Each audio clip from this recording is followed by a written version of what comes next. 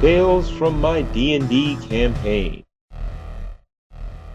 Previously, we've gone from super horses to, no horses. The Oluwana Spring is a river spirit over in Cornello's territory, capable of granting immortality once every 110 years. Baron Deathmore is one of Cornello's traditional lieutenants. If he drinks from the spring, he would become a proper Baron Deathmore and a very significant tool in his master's wars. So what you're saying is we have a new side quest. A new main quest, apparently. We go abruptly jetting off back into the swamp with a disgruntled sound.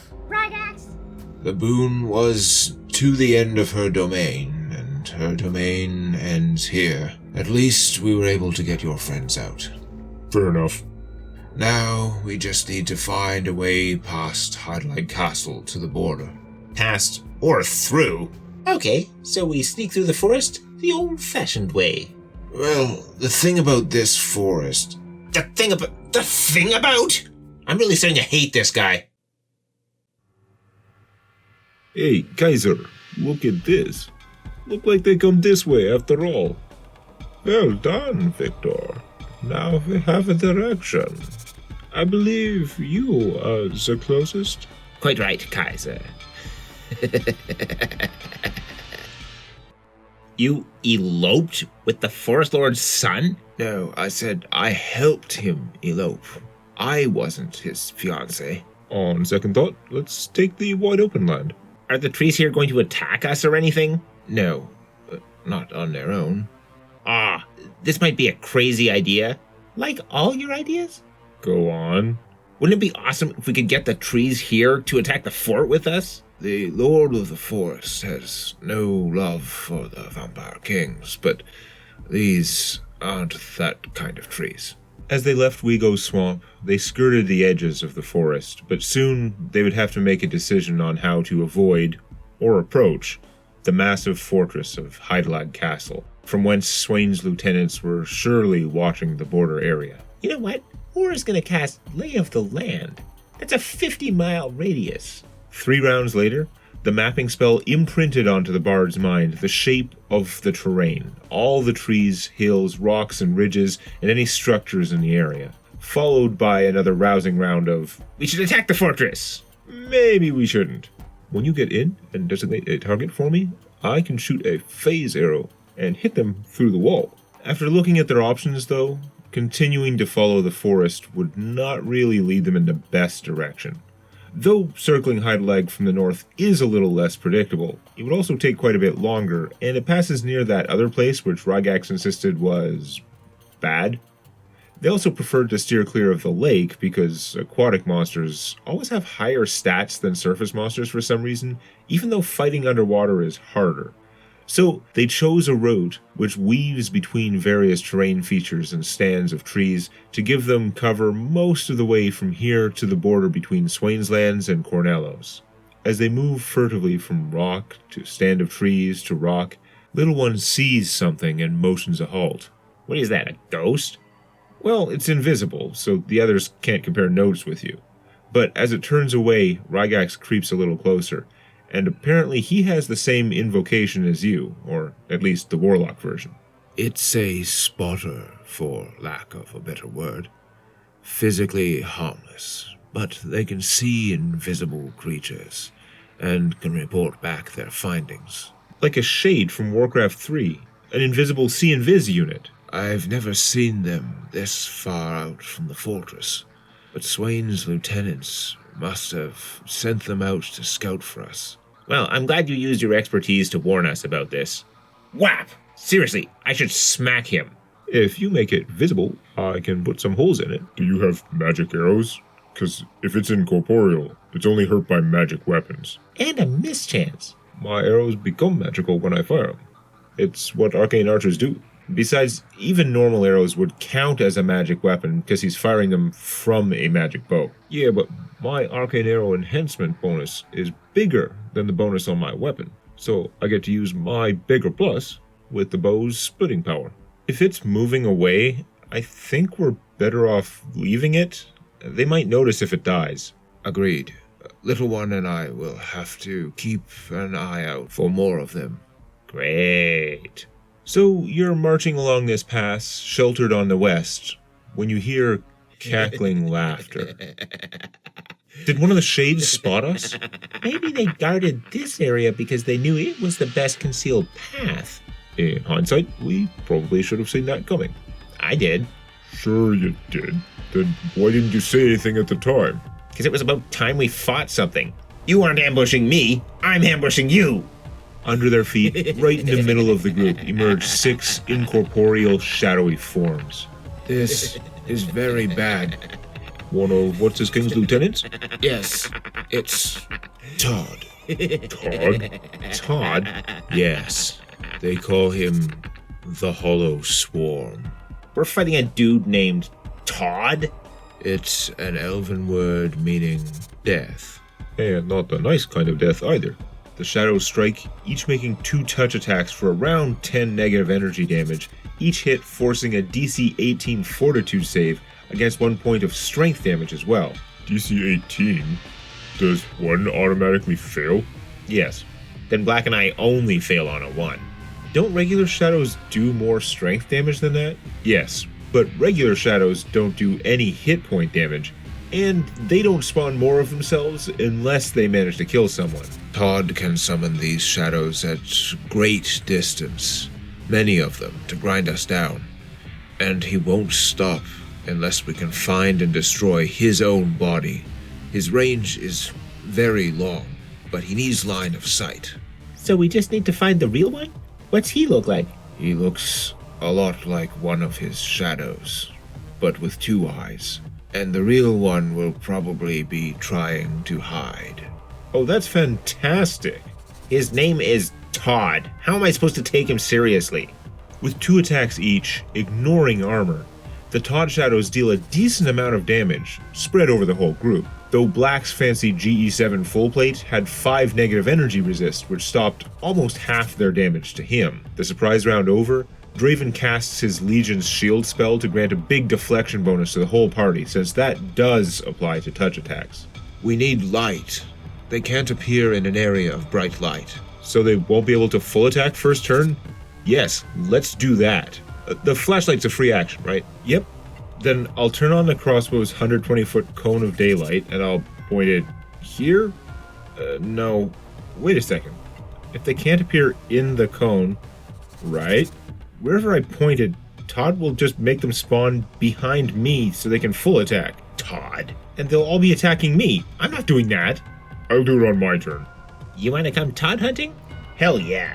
Once Mora casts haste, she points out the best vantage points from her lay of the land mental map, and Angel and Little One rush out in that general direction at hasted speed, while the rest stick together for mutual defense. Rygax casts a chain Eldritch Blast, trying to zap 3 of the shadows, though 2 survive due to their mischance. On the enemy's turn, Todd conjured another 3 shadows, 1 each to harass Angel and Little One, and 1 flanking Krillodin. Because their touch attacks ignore armor, each shadow is averaging about 10 or 20 damage every time they full attack, and worse, because of Todd's coordination, they got +4 to hit from flanking instead of the normal +2, and if the target was flanked, their saving throw for their attacks also went up by 4. Yeah, no, I lose a point of strength. I can shoot into hand-to-hand without penalty, but if I try to shoot with these guys next to me, bad things happen, right? They'd all get attacks of opportunity. You can tumble though. You have good dex, right? Why, yes I do. Krillin used his tumbling skill to dodge between the enemies, moving close to Black before destroying one of his attackers. Double arrows are a pretty good counter to their coin flip, but I can only shoot 1 target if I have to move. Don't you have the many shot feat? Yeah, that lets me fire more shots and move, but they're still all at the same target. Hey, don't ignore me, I'm trying to tank here. Black activated his mace's light power, creating at least a 20-foot area around him in which shadows could not spawn. Then he smashed 3 of them, making it look easy because his Ghost Touch mace ignored their incorporealness, while the other characters were finding that 50% mischance really annoying. The next round, Draven takes a disengage action to fly up to the ceiling without giving the shadow an attack of opportunity. Can't you fireball them? I disenchanted my weak wand of fireball because it usually came out at best a coin flip, since minions take no damage if they save. And here it would be 1 in 4 chance to kill them with their extra coin flip. Do we even care about these two? Nah, we're hasted. Let's just find the target. I get 30 spot. Difficulty, blah, blah. Spot is -1 per 10 feet. You can see 3 shadows spaced out through here, but if any of them have different eyes, you can't make it out at this distance. Spot? Natural 20. Really? Really? Nice. You spot another shadow leaning behind a tree over here. You also don't particularly see any difference from the other shadows. But he's hiding. Got him. Angel and Little One double move in that direction, leaving behind their shadow friends, though they each take an attack of opportunity. The illumination from Black's mace stands a stark contrast to the perpetual not-quite night of the Shadowfell, and though it has no effect on the shadow minions already there, the next wave of 3 appear beyond the light's radius. They're only able to attack once on their first turn because they have to move in first. This time, however, the new shadows use a special attack. They hit Little One, Black, and Mora, each self-destructing to envelop their heads, filling their eyes with wispy shadow. You 3 are each infested with dark eyes. You now have a 20% miss chance on all attacks, and you'll take an extra 2d6 damage every time a Todd Shadow hits you. Ghost Touch doesn't help with that, does it? Nope. So Black has a 20% miss chance. Most of you are at 50%, but Little One has to roll against both the 20 and the 50. And there's no save against that attack? There is not. It is a self-destruct. The Shadow's constant, reliable attacks are adding up to a lot of damage, and now threatening to deal even more to those who have been debuffed, while it's taking a lot of work to keep their numbers down with all the miss chances flying around. I'm gonna kick Rygax's ass. Grind us down? These things are deadly. To be fair, he was the one trying to emphasize that Todd was dangerous. Also, you're taking him on yourself instead of with the whole party around you. As the shadows in the woods closed in, taking advantage of the bonus damage from the debuff, Little One tumbled around them, failing once and taking another hit. Since the minions only have like 3 hit points, he lined up 4 of them for his weak lightning breath, killing 2. Black, Krillodin, and Rygax managed to clear the minions from the main group as Todd finally realized the 2 approaching him were no accident. He had been spotted. When he starts his turn with 5 or less shadows in play, he's able to summon twice as many, so he dogpiles the strike team with 6 shadows. But Angel shreds a bunch of them, and despite suffering a ton of damage, Little One tumbles and charges through. Searing Blade. Does he have fire resist? No, and though he looks just like a shadow, he is not incorporeal, so you only have the 20% miss chance from the debuff. Alright, I hit AC 29, no miss. Yep.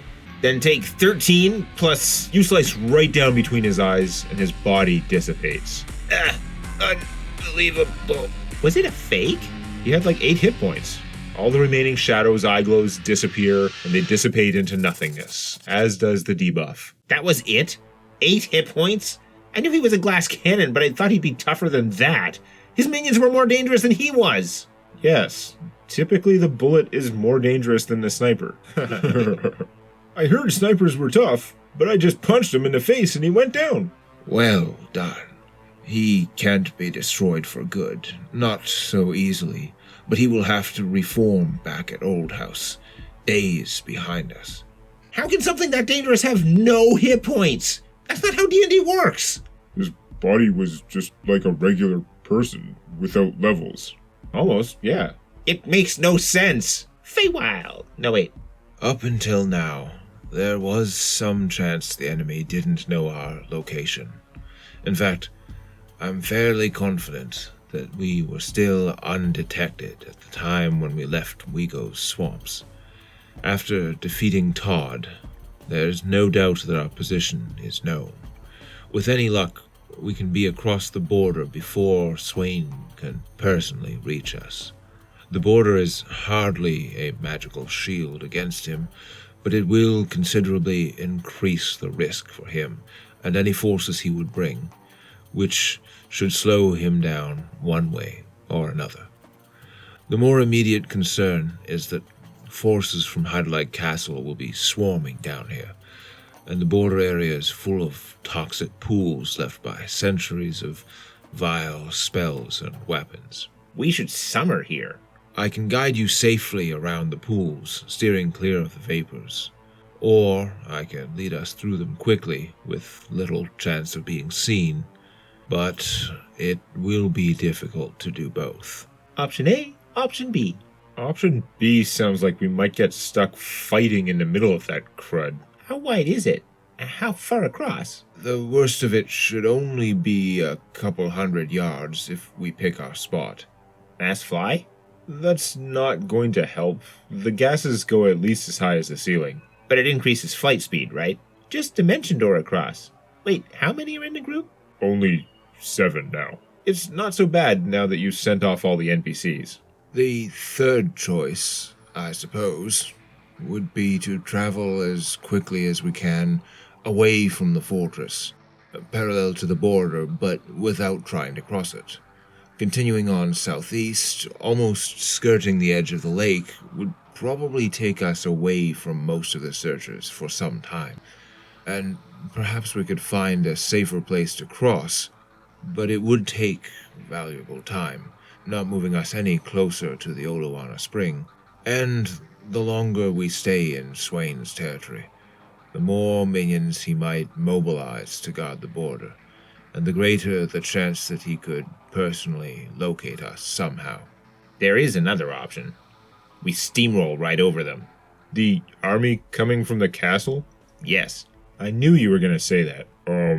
Where are we actually trying to get to? My objective from here is a well-concealed sanctuary just inside Cornello's territory.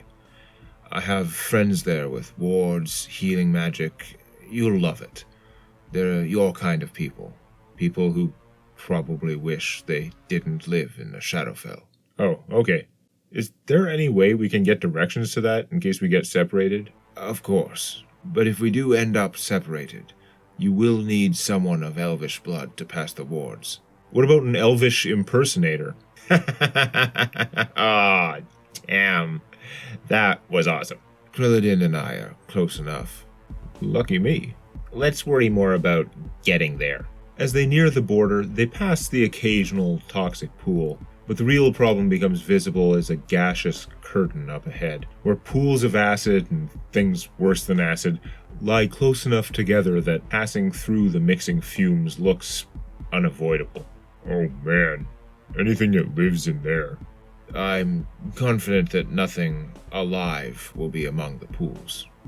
Maybe at the edges. So just undead. Got it. So do we go full speed or full stealth? Here's the problem with full stealth. I can quiet down. That's why I'm thinking speed. I say we turn it into a race. Here's the problem with speed. I can't stealth, and I can't race. We have tried to be stealthy, and we've been caught like 5 times now. The horses got nuked like 10 minutes in. You have no idea. You have avoided so many things. The magnitude of the stuff that is trying to get you. But yes, the fights have not been anything to speak of. Where possible, don't step in anything, obviously. It would be good to avoid any fumes, though conversely, the pools which emit visible gases may make it harder to spot us from a distance. And don't eat anything, any of your rations, until we are well clear. Like a chemistry lab. But the most important thing is, some of the yellow pools, hard to say how many, perhaps only a very few, but some of the yellow pools are, what did that alchemist call it again? Tetracarbonyl nickel. Uh-huh. I'm told it smells musty. So, if you smell something musty, and there is a yellow pool anywhere nearby, I'm told you should slit your throat, or whatever method you have of killing yourself which is less painful than melting your lungs. So, like mustard gas. What kind of fortitude DC is that? I bet I can take it. I don't know, but the damage column says die within 1d4 rounds. Is Black's armor airtight? Nope, it does many cool things, but that's not one of them. Guess there's no choice then. Stone form. Again, most yellow pools are probably less harmful, perhaps sulfurous compounds, but nevertheless, we'll be steering far clear of anything that color, even if it means wading knee-deep in acid. This is all magic, right? Most are just chemical, but some may be magical as well. This is all sounding very sketchy. And don't light a torch. Some are undoubtedly flammable. Don't want to be caught in a 17-foot high fireball. A fireball about a mile long? I do have my crossbow. One of its powers creates a 25-foot cube around the user, so 2 squares in every direction, where it dissipates gases in one round. It probably can't entirely dissipate the stuff if the source of the gas is still there, but if anyone in that area does have to make a save against gases, they do get +4. Can we find the thinnest point and just dimension door across? This area is about 600 feet across, though there are individual pools farther out. But we could skip the worst of it. I'm just worried that if this is all remnants of horrific battle magics and such, the residual effects could warp the dimensions. Roll Arcana? I get 30? Jesus. It's what I do. What you describe is definitely possible, but it will take you a little time to try to survey the area for that sort of thing. Draven gets out his portable prismatronic energy survey device. I'm looking for any kind of transdimensional energy. Basically, anything that could disrupt a dimension door. That's what I'm worried about. As Draven is scanning, though, they hear the distant caw of those giant bird things that had flown past them before. Can Mora and Angel just cast Invis on everyone? Don't have enough left. I've used most of my spells. We can fly, we can teleport, maybe. We can hide. Angel does cast invisibility on Draven, so he can keep working, and on Black, because he's huge and non-hideable. And the rest get what cover they can behind a small hill. I rolled okay. I get 19 hide. I have a 22 before I even roll. Someday you're going to be talking to Angel, and then suddenly you can't see her. You'll be like, Angel, where'd you go? And she wakes up like, what? Sorry, I fell asleep. What if they fly right above us? There is no above, or not very much. If they go right over us, I can kill them. Flying past, between the toxic pools and their hill, there are 4 of the flying beasts, which look a bit like nasty crows. Probably undead, though it's hard to judge as they soar past, and they do have feathers and such. 2 have something on their backs, best described as a pile of stitched together limbs. A pile? Each rider, if that's what they are, has 1 or 2 torsos with limbs stitched haphazardly around the outside, arms and legs sticking out any which way. If at any time we are up against anything remotely normal, I am running the f*** away. Isn't that kind of what a vampire is? Just normal-looking death.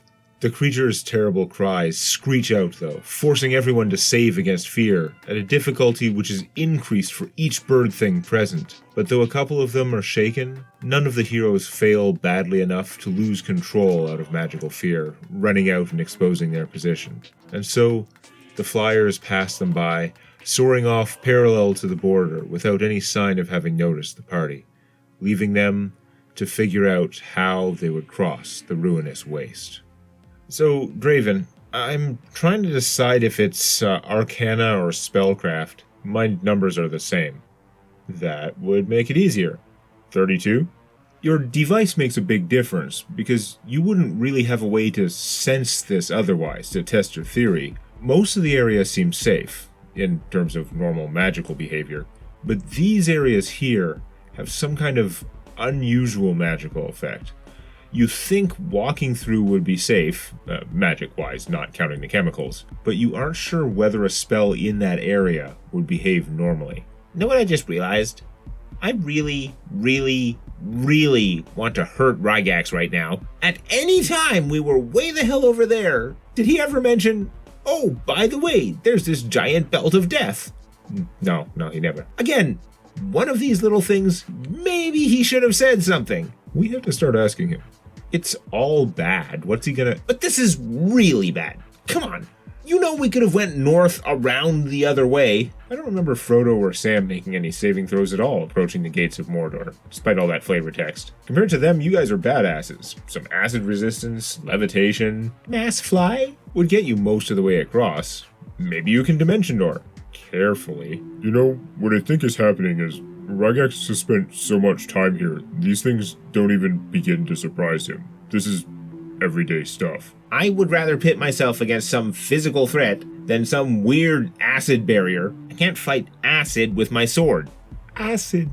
It would be pretty hard. Looks like we should be able to door across, but we should pick an angle to stay as far as possible from these fields. So I'll dimension door us across here. You feel a little queasy, something you definitely don't normally feel while dimension dooring. And it's harmless. Whatever the hazard was, they have avoided it, and have effectively bypassed all the terrible pools and gases and their many and varied saving throws. Let's GTFO. GTFO. Are we out of the ceiling now? No, still ceiling. It's the whole plane. Well, that's a hell of a thing. You guys are attacked by a couple mutant Corbinoids which emerge from a pool. Yeah, no. Welcome to Cornello's territory. Scenic. Next time on Tales from my D&D campaign.